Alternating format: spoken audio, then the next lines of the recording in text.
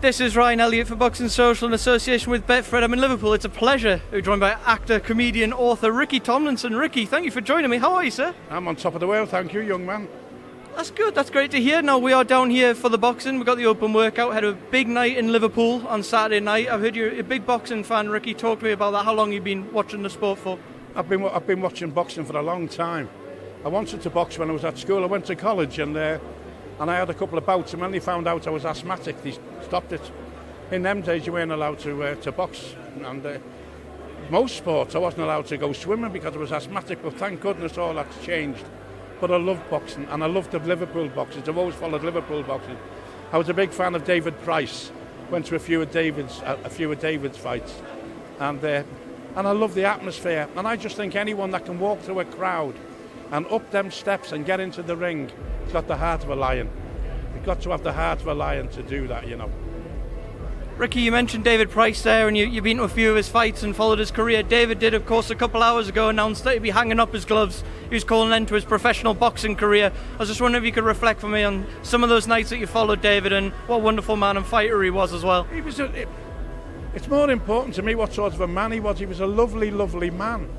He was a lovely man, and we used to have a club around the corner called the Green Room, and he'd come in with his PA or whatever and just sit there nice and quiet, unobtrusive. If anyone wanted an autograph, he'd sort them out, a photograph, no problem. He was a lovely, lovely person, and that to me is more important than whether he's an ordinary boxer or whether he's the champion of the world. He's a real nice guy.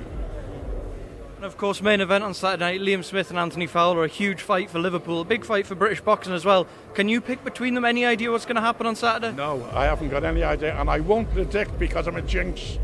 I am an absolute jinx. But I'll be there. I'll be as nervous as the two lads getting in the ring. I really, really will, you know. But I love the atmosphere. And the thing is, you know, once that final bell goes, they shake hands or they, you know, caress each other. It's fabulous. They're men. They're real men. But as I say, when we had the club around the corner, the Smiths used to come there quite a lot, Paul Smith and them. And you know what? They're the nicest, quietest, unobtrusive people you could ever meet until they get in the ring and put them gloves on. A couple more before I let you go. Last weekend we had a big fight in London. We saw Anthony Joshua fall short against Aleksander Rusik. I'm sure you caught the fight. What do you make of what we saw in that fight? I actually thought Rusik could win, but I thought Rusik could knock him out. But I thought Joshua boxed really, really well, and I think there could be a bit of an upset in the rematch. I really, really did. But at the end of the fight, I don't know whether you know, but Rusik had quite a few marks on his face where he'd been caught with some good heavy punches. So I think Anthony will change his tactics in the return match. And the last one, Tyson Fury is back in the ring this weekend out in Las Vegas. Gutted I'm not there, I'm sure you are as well. In there with Deontay Wilder once more. How do you see the third fight playing out? What do you think happens, Ricky? I think Tyson will win, but I've just done a movie not so long ago called The Gloves Are Off, all about boxing.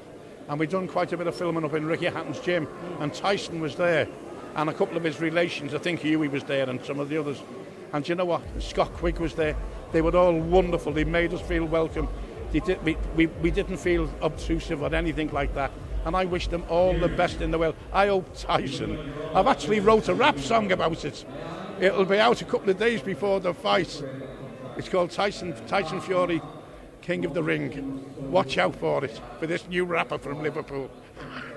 Let's wait for it, Ricky Tomlinson. An absolute pleasure. Thank you very much. You